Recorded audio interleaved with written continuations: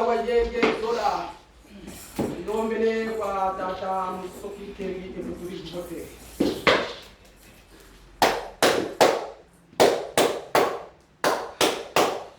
Munkumbu ya Nzambia mpungu tukano kalunga. Tudolo kamba evutula mbote. Kwa masee ngudi munakayengele. Kwa lukela Kongo. Kwa mvuala za Kongo. Kwa mama mvita kimpa. Kwa mizietini ya Kongo. Kwa tata mfumumpunko ilukanda. Kwa bisadi bia bionsono. Budi bundu. Mumbongi ya kimpeve. Mutungula kenguza munzaya mvimba. Kwa batata, kwa mama, kwa bindende. Vavanza. Hazadi ya mfumu. Kiambo tekieno, Matondo. Kiambo tekieno, Matondo. Yenge kieno, Yenge zola. Zola mtima kwa vimba. Mungumu ya Nzambia mfungu tukanu. Matondo kwa manda Kongo. Kembo kwa Nzambi munaka yengele. Yenge baba mtoto mubangu kwa zola sana.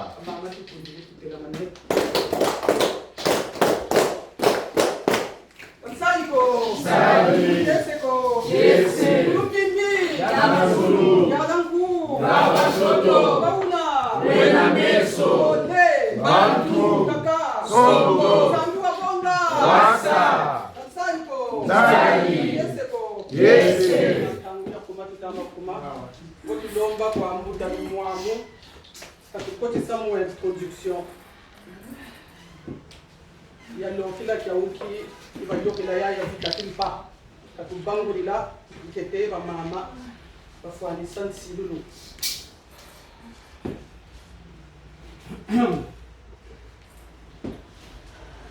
Mama kimpa mumpasi wasambila Luani Sambololo. Mama kimpa mumpasi wasambila. Luani Sambololo. Mama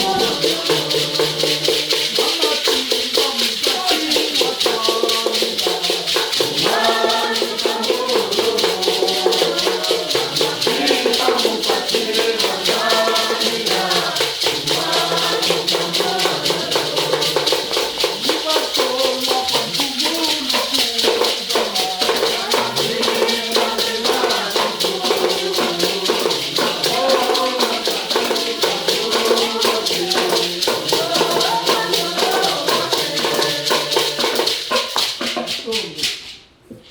Ntinu kwa ntambuyele ya kuma yolevo mitatu tuyo kisa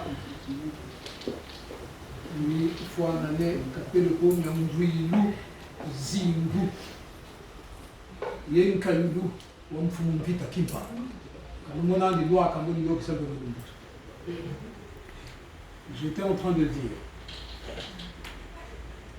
que Mfumu Mbita Kimpa, on va essayer d'introduire, mais assez rapidement, des éléments de la vie, des éléments structurants de la vie de Mfumu Mbita Kimpa, avec les caractéristiques spirituelles qui étaient les siennes lorsqu'il a mené une lutte pour la souveraineté de l'ancien royaume Congo. Aujourd'hui, l'ancien royaume Congo, le territoire de l'ancien royaume Congo, le territoire de l'ancien royaume Congo a été dépecé essentiellement par l'Occident. Il est en petits morceaux.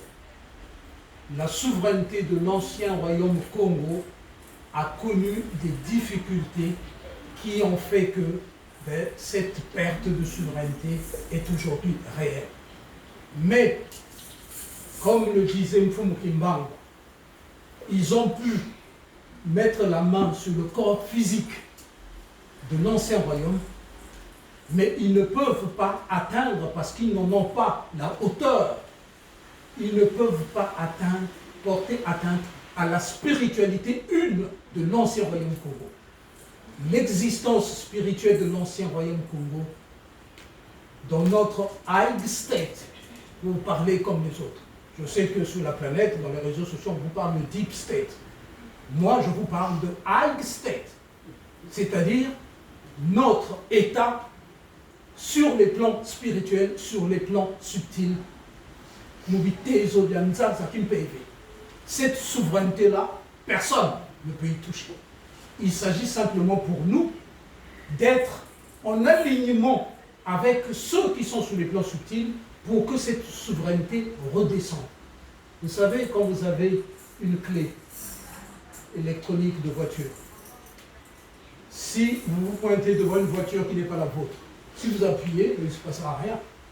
Mais par contre, si votre voiture est dans le périmètre de la clé, dès que vous allez appuyer, pip, pip, pip, vous saurez que ma voiture, où est-ce que je l'ai mise, vous allez appuyer, ah ben oui, elle est. Nous avons la même problématique. Il s'agit pour nous d'être, d'un point de vue de la fréquence, d'être en connexion avec la clé psychique, la clé spirituelle qui est sur les plans. Parce que là-bas, la souveraineté, elle est entière. Il s'agit de préparer donc le réceptacle, un peu comme une portière de bagnole par rapport à la fameuse clé. Il faut que nous, on soit dans la fréquence qui convient pour que eux, quand ils vont appuyer, eh ben, les choses s'ouvrent. Nous le faisons individuellement dans la monde. Chacun, à un moment donné, va être synchrone et ses choses spirituelles vont être révélées. Il va pouvoir travailler sur ces choses spirituelles. Ça veut dire quoi? Ça veut dire qu'il y a une connexion avec ce high state. Vous m'excuserez pour mon accent. Nous allons donc introduire rapidement, à la fin des années 1600, ça veut dire que la souveraineté commençait à s'effriter à la fin des années 1600. Cela faisait près de 2 siècles, en effet, que Mbanza Congo était en train de perdre implacablement son identité, sa spécificité spirituelle, son indépendance politique, bref, sa souveraineté. Kibele Kimpuanza, Kekakinanga. Ce qui était de la souveraineté est devenu une forme d'esclavage. Et l'esclavage en question, surtout culturellement, n'a pas pris fin. Ça continue jusqu'à aujourd'hui. Par rapport au dessein divin de Mbanza Congo, l'écart est tel entre la situation qui prévaut et ce qu'aurait dû être Mbanza Congo que le high state, Ntsindampardo, va permettre l'apparition de Mfumumbita Kimpa. Mfumumbita Kimpa va naître en Mbanza Congo en 1684, à la fin des années 1600. À partir de cet instant-là, cette naissance de Mfumumbita Kimpa, en Mbanza Congo, sur les rives de Midizi, au pied de Mongo Kibango. Kibango signifie forteresse, qui est un lieu sacré d'où prennent source 5 rivières. 5 rivières. Les 5 en Congo, on dit comment? Ta, nous. Ta, ça veut dire déclenchement d'un principe actif. Nous, ça veut dire la victoire. Donc, Mfumumbita Kimpa naît en un lieu qui est destiné à une victoire. Qui est destiné à une victoire. Le nom qui est donné en Mfumumbita Kimpa, eh ben, ce n'est pas un nom par hasard. Kimpa, en Congo, ça se traduit le mystère, l'énigme. Mvita, pour bien comme Mvita, c'est l'adversité, une situation d'adversité qui arrive. C'est ça qu'on appelle une Mvita. Si vous vous intéressez à l'étymologie même du concept Congo, Mvita, Mvi signifie ce qui procède de l'entièreté. C'est-à-dire ce qui est, par exemple, quand quelque chose gonfle pour occuper un espace, on dit vimba. Vi traduit le fait qu'il va occuper entièrement un espace. Quand vous voulez étaler, par exemple, une pommade sur une surface complètement, on dit vinza. Vi traduit toujours cette idée d'entièreté. Quand quelque chose tourne sur elle-même, donc fait le tour complet, l'entièreté du tour, cela se dit vindumuka. Vi traduit l'entièreté. Donc, mvita, c'est en fait des sollicitations par ta, ce côté impulsionnel, ce côté en fait, comme si on était la cible de beaucoup de flèches, mais sur l'entièreté de votre vie, de votre façon de faire. C'est ça qu'on appelle en Congo Mvita. Le nom qui est donné à Mama Mvita Kimpa n'est pas son nom par hasard. Ceux qui ont donné ce nom ont été inspirés par le Haï State, par Ntsindamba, parce qu'elle est là pour faire face à l'adversité, l'état dans lequel le royaume s'est retrouvé. Le royaume a perdu sa souveraineté. Dès l'instant que les rois de Congo s'étaient convertis au catholicisme, depuis cette époque-là, Mbanza Congo n'a fait que décliner, jusqu'à aujourd'hui, jusqu'à être mietté en petits morceaux. Mama Mvita Kimpa a été coaché par une dame, une Ngunza, qui s'appelait Mama Mafuta. Mama Mafuta, qui est une initiée Ngunza, va prendre sous son aile Mama Mvita Kimpa pour la former à ce qui arrive. Mama Mvita Kimpa, en 1704, en août exactement, elle est âgée de 20 ans. À un moment donné, elle tombe comme malade. Elle est habitée et pendant 3 jours, elle perd connaissance. C'est comme si elle était morte pendant 3 jours. Mais en fait, pendant ces 3 jours, Mama Mvita Kimpa, son corps physique est là, alité. Autour d'elle, ceux qui n'étaient pas au fait s'inquiètent de sa situation. Mais en fait, elle est en connexion, elle est allée travailler dans le High State, dans Tsindamba. Là-bas, elle est préparée pour la mission qu'elle va mener. Et quand elle reprend vie sur son lit, là, elle réalise que le job doit commencer. Et la voilà partie pour essayer de ramener cette souveraineté perdue de Mbanza Congo.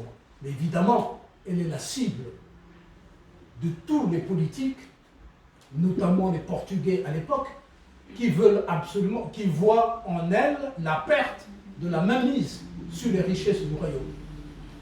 Mama Mvita Kimpa, à un moment donné, va avoir un Muzieti. Un Muzieti, c'est un visiteur, un messager, qui lui apparaît dans des vêtements bleus,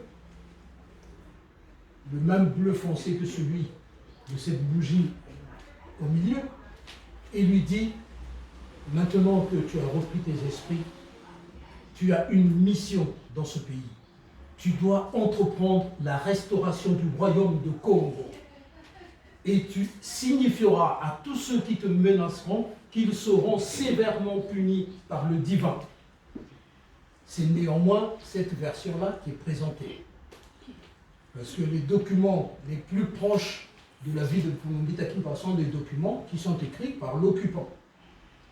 Et la plupart des documents dans les bibliothèques au Portugal, dans les universités à Washington, un peu partout en Hollande, ce sont des documents évidemment écrits par ceux qui étaient témoins de cette affaire-là. Donc parfois, l'interprétation elle est faussée, puisqu'ils ne sont pas forcément des gens spirituellement avancés, donc ils écrivent ce qu'ils voient. Il n'y a pas la signification spirituelle. Ce que l'on peut comprendre des caractéristiques de Mvita Kimpa, de sa vie, ne peut être éclairé sérieusement que par Mvita Kimpa elle-même.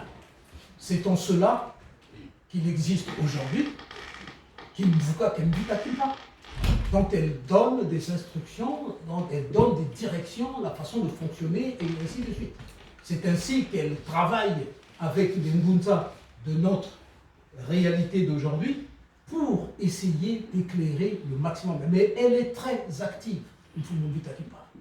Je ne vais pas raconter des anecdotes qui m'ont touché personnellement par rapport à Mvita Kimpa, la façon dont elle est intervenue alors que j'étais ingénieur informaticien dans un projet gigantesque, quand les difficultés se sont pointées, mais je n'ai fait que Moukwa en Congo, une parole de pouvoir, en appelant Mvita Kimpa. Elle est intervenue et le problème a été réglé de manière magistrale, alors que c'était des problèmes techniques. Mais elle est intervenue et du jour au lendemain, la solution. Ceux qui veulent en connaître les détails, ils me poseront la question quand on aura fini. Maman Mvita Kimpa, elle dénonce les injustices et le pillage, les maltraitances des populations. Et en 1600, on est au top où on attrape, on fait des razzias sur les Bénin Congo, on les emmène à travers l'océan Atlantique. Évidemment, ceux qui ont femmes, enfants, frères, machin, qui partent, c'est la désolation totale dans le pays. Il ne faut surtout pas écouter ce que écrivent les Occidentaux par rapport à ces épisodes-là. Ils ont un problème karmique par rapport à ça. Ils ont tendance, oui, mais, etc. Ils lissent un peu la chose. Ça, c'est des conneries. Il faut aller à l'essentiel. Il y a eu même des aristocrates, c'est-à-dire des princes Congo, qui ont été pris et emmenés. Il y a une cour entière, notamment au Venezuela ou en Colombie, je ne sais plus. Il y a une cour entière là-bas, ils ont reconstitué une principauté en quelque sorte, en essayant de respecter. À un moment donné, des Congos du Venezuela sont venus, comme vous ici, et ils sont priés avec nous. On a essayé de faire un peu de la traduction automatique en espagnol pour qu'ils comprennent un peu ce qui se passait. J'ai même leurs coordonnées que j'ai gardées. C'est pour vous dire qu'à cette époque-là, c'est vraiment chaud. Mfumumbi Takipa va se lever dans ce contexte-là. Sur le plan politique, elle travaille au sursaut du pouvoir du roi. Elle demande au roi qui s'était exilé sur un mont, elle demande au roi de revenir dans la capitale, d'essayer de récupérer son siège, d'essayer de travailler pour cette souveraineté. Évidemment, le roi, il est un peu sceptique parce que on ne demande qu'à le tuer, puisqu'il est contre. Mais il finira quand même par venir avec la capacité de conviction de Mfumumbi Takiba. Entre-temps, la machine de désinformation, elle travaille. On la traite de sorcière, on la traite de ceci, de cela, de fétichiste, d'hérétique, etc., etc. Évidemment, que vouliez-vous qu'il fasse? Sur le plan initiatique spirituel, Mfumumbi Takiba a réorganisé le Kingunza. Les Ngunza, dans l'ancien royaume, étaient souvent des très petits groupes. Il y avait celui qu'on appelle le détenteur de la flamme, en quelque sorte. Il y avait donc un Toumoin ou un toit d'ici, qui était accompagné de 2 ou 3 assistants. Et ils formaient ces 2 ou 3-là, et ils allaient pour faire le travail là où on les appelait. Mfumumbi Takiba, quand elle est venue, elle a vu tout cela. À un moment donné, elle a dit, ça, c'est très bien, mais ça n'est pas assez. C'est elle qui a commencé à organiser le Kingunza en Mabundu tel que nous sommes ici. Nous le devons à Mfumumbi Takiba. Et là, les choses ont commencé à bouger à un niveau suffisamment important pour faire craindre aux envahisseurs la perte de leur beefsteak, en quelque sorte. Quand elle organisait des processions, il y avait près de 100 000 personnes qui la suivaient dans des manifs, en quelque sorte. Elle marchait le long de la ville et elle faisait exprès de passer devant les églises catholiques. Les églises se vidaient pour venir remplir la ville. Et bien évidemment, quand c'est remonté jusqu'au pape, alors là, il dit, mais si elle continue comme ça, on n'aura plus un seul chrétien dans nos églises. Et là, la décision, elle est tombée. Il faut absolument la tuer. Il faut absolument la tuer. C'est ça le processus qui a mené jusqu'à la tuerie, qui est celle de Mfumumbi Takiba. Mais Mfumumbi Takiba est une initiée. Et une initiée est forcément au courant de ce qui arrive. Le High State Nzindampandu est clair, dit mais son job, elle ne le lâchera pas malgré ce qui est en train de se passer, malgré toutes les menaces qu'il y a. Mfumumbi Takiba, tiens, on essaie même de la corrompre. On lui propose une somme d'argent énorme. À l'époque, ça s'appelait des nzimbu. La représentation, c'était des coquillages qui servaient de monnaie. Ces coquillages étaient gérés, comme dans tout système monétaire, par la hiérarchie du royaume qui possédait le lieu où ces coquillages étaient recherchés, etc. Et ça créait de la richesse, ça permettait, nzimbu, on appelait ça, ça permettait de faire des échanges. Ça faisait office de monnaie. On lui propose donc, mais je ne sais pas traduit aujourd'hui, ça devait être probablement l'équivalent de millions, pour qu'elle lâche cette histoire-là et qu'elle rentre dans les rangs. Elle les envoie promener, mais alors sans ménagement. Mfumumbi Takimpa va mourir au bûcher, elle est condamnée au bûcher. On va l'attacher, évidemment vivante, hein, et on va mettre le feu. Les Benakongo de l'époque, mais ça il faut être dans le contexte, hein, une fois que l'autorité a pris les dispositions, et les rois qui étaient là, eh bien, ils n'ont rien fait de sérieux, si ça n'est, puisqu'ils étaient tenus pratiquement à la gorge, la perte de souveraineté était telle que c'était presque des hommes de paille qu'on mettait là pour continuer à piller les richesses du pays. Il faut nous dire qu'il va être brûlé.